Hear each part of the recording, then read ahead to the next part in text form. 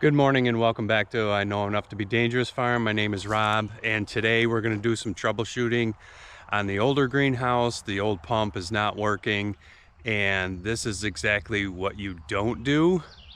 You do a little troubleshooting first. Stay tuned. Okay, I'm back. It's something I didn't want to do, but I'm not surprised I have to do.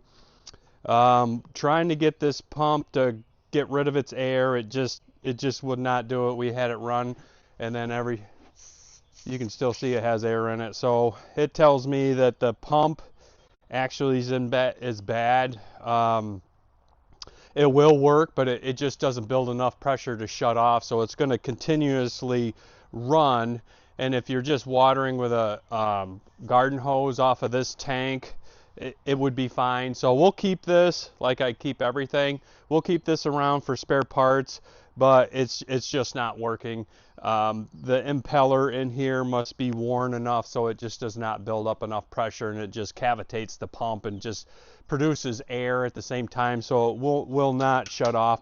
It will not produce enough pressure to have the pressure switch shut it off. So if we just let this run, it would just heat up and melt itself down. But for a fix, we'll keep it around for either spare parts. The motor's good, the pump's bad, you know, the plug is good, the pressure switch is probably okay. So we'll keep it around for spare parts because we're switching out one cheap pump for another cheap pump, and we just bought the same pump for the new greenhouse, so we got the same pump running, so we can at least use it for spare parts. So this was $60 on sale at the freight place.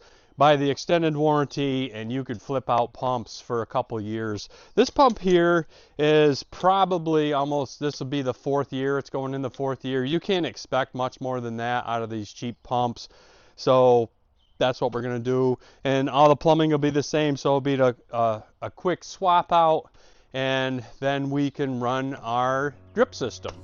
So that's what we're going to do.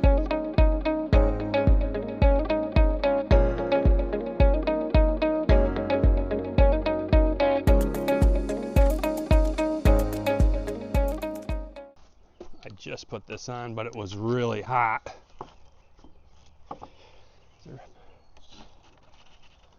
Let the pressure off because it's not going to be and unplug it maybe. It won't be as refreshing as it was the other day. I really don't want to cut any more off of this.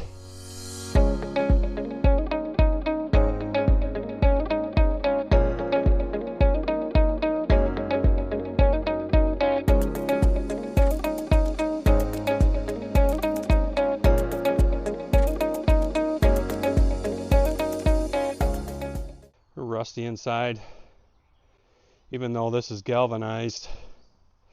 This is all quick connect. We'll take that off. More of a cam lock system, and then we'll take this off into here. But you can see how rusty that is, and that's all galvanized. I don't know what this is made out of though. Obviously it's not waterproof or rust proof. So I got this 1-inch reduced down to 3/4. Ooh.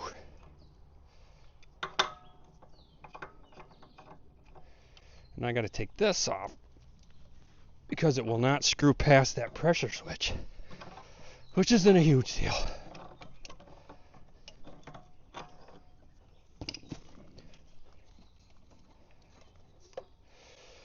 So I left this all 1-inch coming in. This is a check valve because it won't, once it shuts off, it wants to keep kicking back on. The pressure fluctuates without this check valve in this system. They don't tell you that in the directions, but that's the way. That's the deal with that.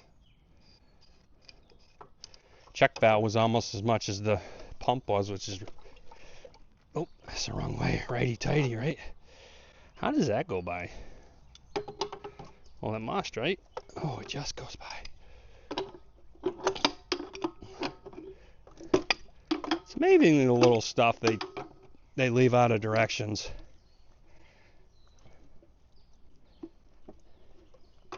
Can't believe the rust in this thing. No wonder this thing ate itself up. Look at that.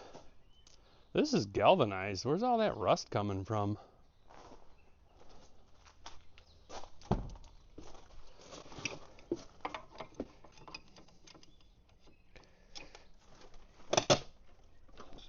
Oh my God. I attach it to a little pallet so it doesn't.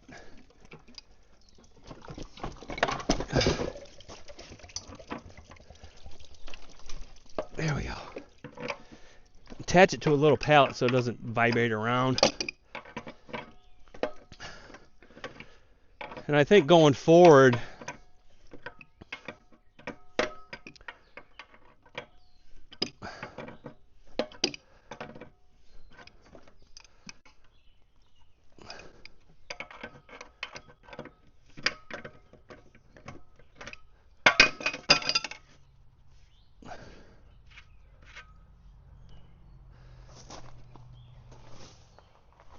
look at all this rust.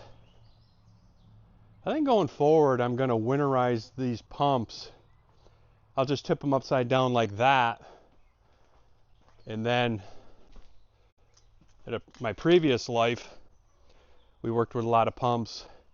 And we used to, if the pumps were going to set a while, we didn't want to leave water in them or the antifreeze. We'd drain them out and then fill them with like fluid film. So I don't know. I think we're going to start doing that because my sprayers have a hard time coming through. My sprayers have a hard time coming through the winter. This pump has got all sorts of rust in it. Let me get a drill, take it off the pallet.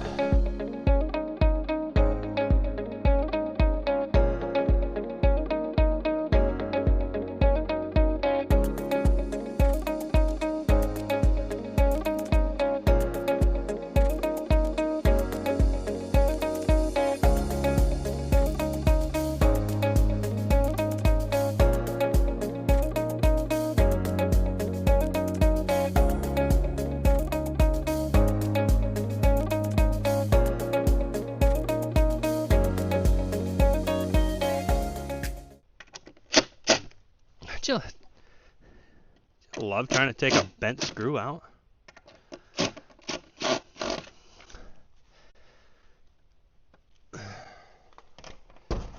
Okay.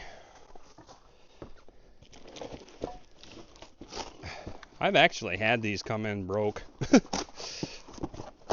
And you can't take it back to the store. For some reason, they won't take pumps back.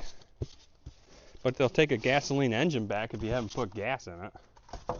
That's why you just tell them you didn't put gas in it yet.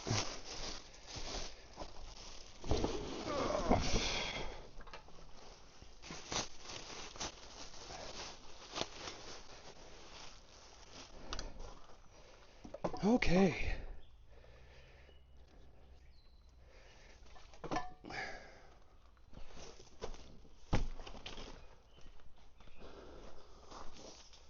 So just a quick rundown.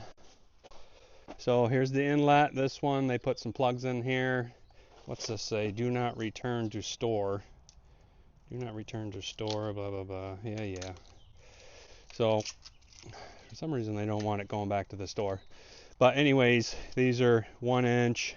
Here's a low pressure gauge. Here's the pressure switch. And then there's a little bladder in here. This is the motor. It's 110. They used to be, the motor on these used to be a lot smaller, and they used to be blue, but now they're green. It doesn't matter, I guess. But anyways, that's what we're dealing with. You can use these for sprinklers, irrigation. I don't know. They call it a house pump, but man, I don't know. I don't know if I'd want to rely on this for my house water. Maybe a camp or something, but good grief. So I'll keep this. It's got a good switch and motor and pressure switch. I don't know about the tank. I'm sure the bladder tank is, all sorts of nasty, but it's got a nice pressure switch and pressure gauge. That's what I'm trying to spit out, I guess. All right, I wouldn't mind having this so I could see the pressure. What if I do it this way?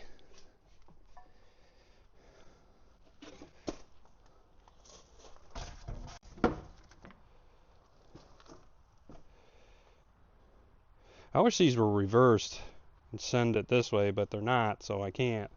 So I won't. But we need some Teflon tape.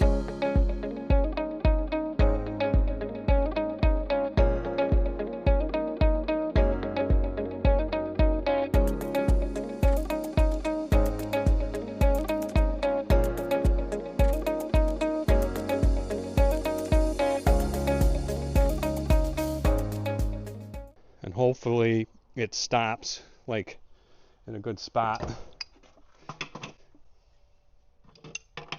I gotta put it sideways because I can't get past this pressure switch, which I found out in the past is pretty fragile.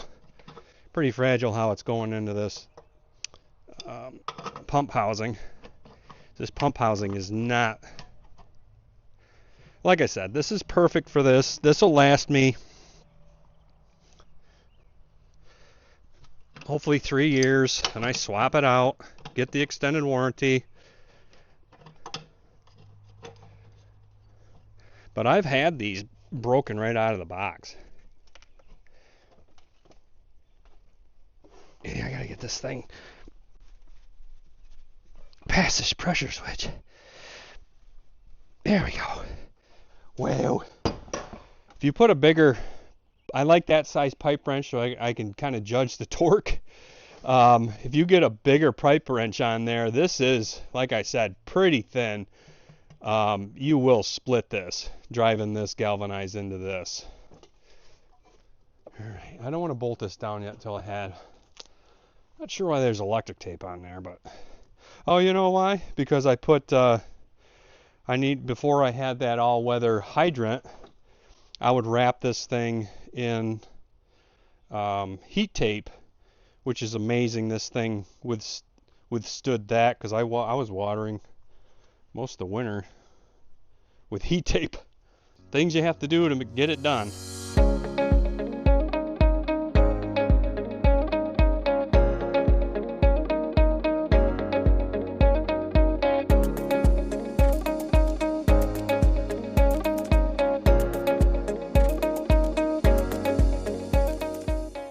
I'm back. So what I did is, there was a piece of black pipe which is not, water or rust proof, and I switched it out to this galvanized nipple that is.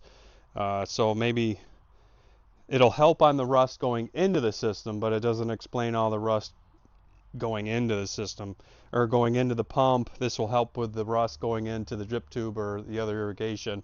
So that's what we're going to do. If anybody needs a how-to on Teflon tape, so you hold it, like this, get it started, keep tension on it, that's key, and then overlap it a little bit. And that's good. That's all you should have. Should have it down here, but not in here. Don't let the Teflon tape get inside. It'll mess up, like what we're doing, it'll mess up our sprinkler heads or the emitters. And then don't put too much on that you cross-thread it into whatever you're doing.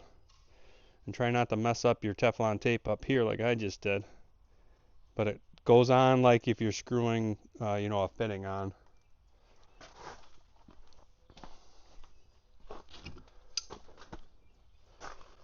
And then again, you don't want to have your pipe wrench up on the threads. You'll mess up the Teflon tape and your threads. And again, this is metal on metal, but this is very thin, so be careful, okay? It will bust.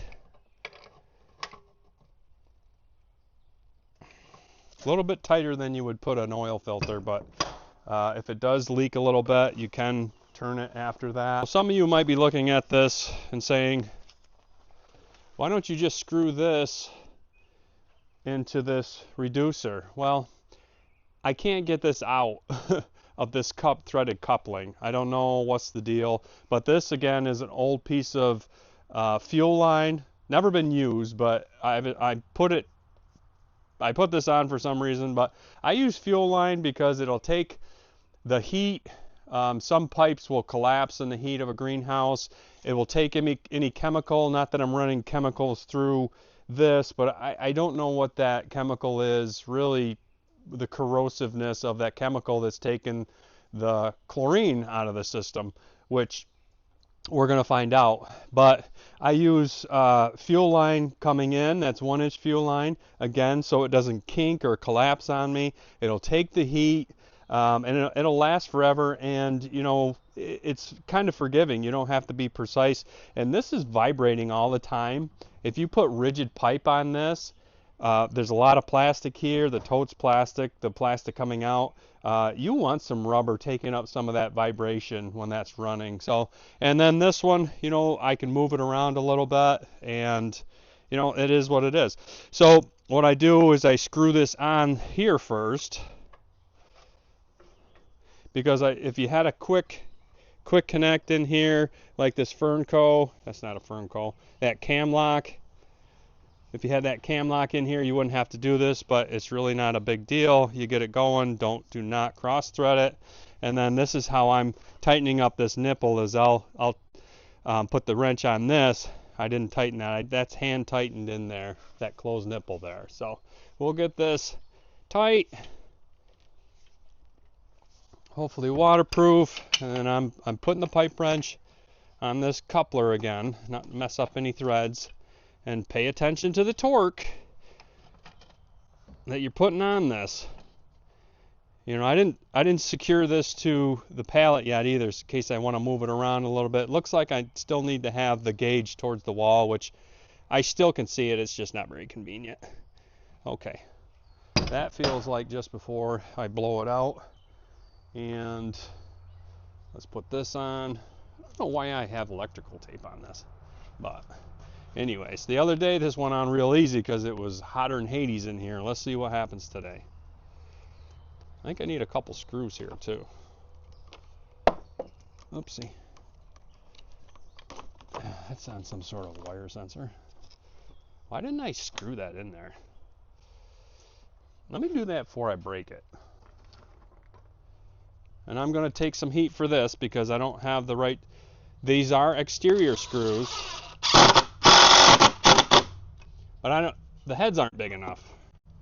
So I don't have any washers handy, so what I do is I put two. No, I'm gonna get heat for this one. I put two screws on top of each other instead of having a screw and a washer. You don't like it, you don't like it. It's what I have. Not really. I'm just too lazy to walk. No, I probably don't have. Because I'd need a fender washer for that, and I know I don't have any of those. All right, that's a lot more better.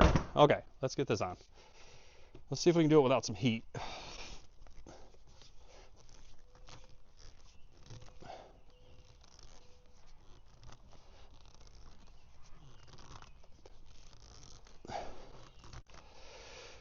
I used to worry about this system a lot more than I'm gonna this year, because before it would be hooked up to city water, which would be, there's no shut off if something happens. Now I'm running it off the tank, so if there's a blowout somewhere, the worst case it's going to do is just suck 200 gallons of water out of this tank. You know, that burns up, blah, blah, blah. Otherwise, I'd have thousands of gallons of water just going everywhere, a water bill, all that bad stuff. Let's not forget this clamp, or it will remind us. This is just an old school worm clamp. By the quality of it, it came in some sort of Harbor Freight box. Okay, so we have that's hooked up. Wonder why that didn't go. Oh, all right, so we better secure the pump, huh? Or that's going to be dancing and walking and all sorts of stuff. I wish the feet were a little wider, because you can't get a drill down in those holes. You got to put them at a bedangle here.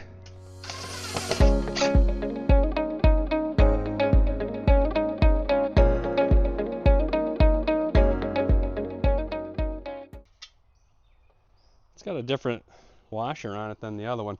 What we'll have to do is prime this pump like I did in the previous video. You put water in this so the pump can start the suction. A lot of times that there's enough pressure in the tank to fill this, you just open this, bleed it out, but I need put a little bit of water in there. Hold please. So now I'm going to prime this pump if I can get some of the water in here. So it doesn't matter if you get any water on this or something, just don't get it on this. Again, if I didn't have a check valve here, all the water I'm putting in here would just go down there. And eventually it would fill up, but this will take a lot less water.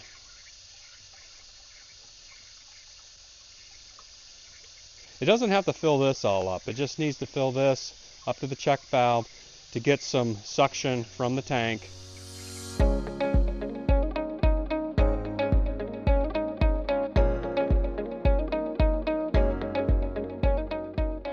Put this back on. Leave this on hand tight. Let any air kind of escape there. Let's see. Oh, this doesn't have a little switch. The other one had a little on and off switch here. What the deal is with that? That's a good sign.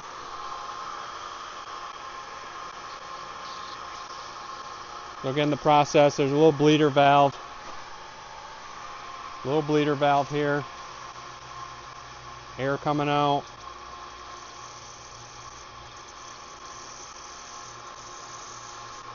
Maybe I'll try to bleed this out here. That seems pretty good. I can hear the pump change. Hear it kind of smoothing out. Starting to fill. Wonder where our little spider went. Sure. We got no pressure yet. Oh, here we go. Maybe if we open this valve up. There we go. Well, maybe we gotta prime it again.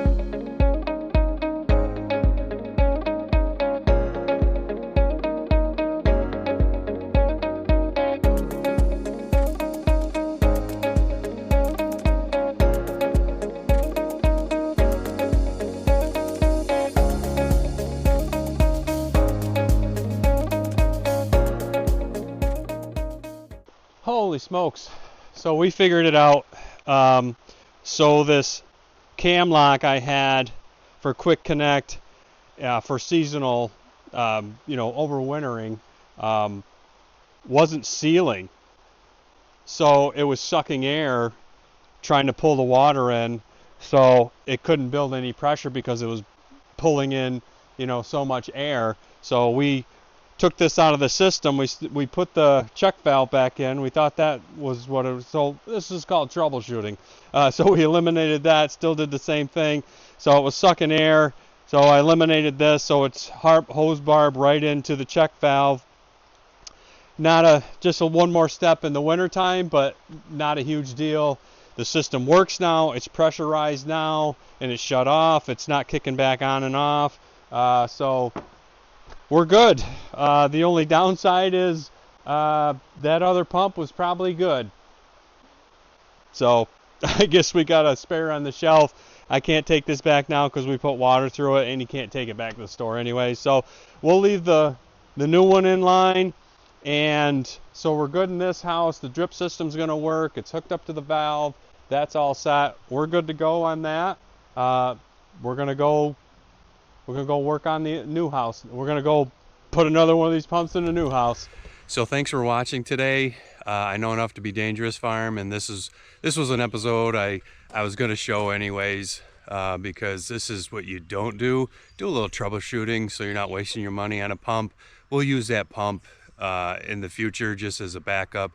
But I would have saved myself a lot of time and money if I did a little troubleshooting and found the problem before I ran and got a new pump. But my experience, these pumps only last 3 or 4 years, so that's what I jumped to. But again, do a little troubleshooting and save yourself a little money in the end. Thanks for watching.